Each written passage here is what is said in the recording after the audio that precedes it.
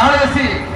তো আমাদের প্রতি যে ছায়া কাতর সুরঞ্জন সেনগুপ্ত যে আমাদেরকে সাধারণ ক্ষমা ঘোষণা করেছিল, সেদিন শেখ সেদিন এরা যে আমাদেরকে সাধারণ ক্ষমা ঘোষণা করেছিল, কোনো লিখিত কোনো কাগজ দিয়েছিল না।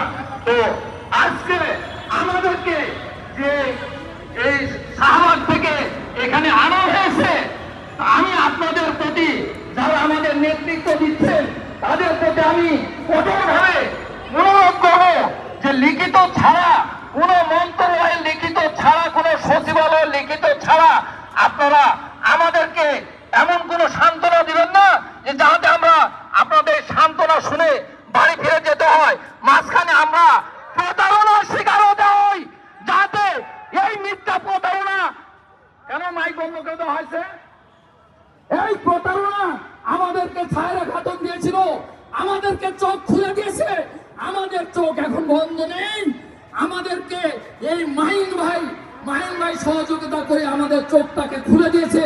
আমি চাচ্ছি যে আমার পুরো বাংলাদেশের 18,620 জন মিডিয়া যে এই প্রতারণার শিকার না হয়, সবাই যেন চোখ কান খোলা থাকে। কারণ সারা বাংলাদেশের মানুষ জানতো না যে 18,620 জন লোককে চাকরিচ্যুত করা হয়েছে। কেন? এটা কি সত্য নয়? আমরা কোনো মানুষের গাড়ি ভাঙচুর করব না, কোনো সহিংসতা, কোনো অপ্রীতিকর ঘটনার সাথে কোনো বাংলাদেশ রাইফেলসের সদস্য জড়িত হবে না।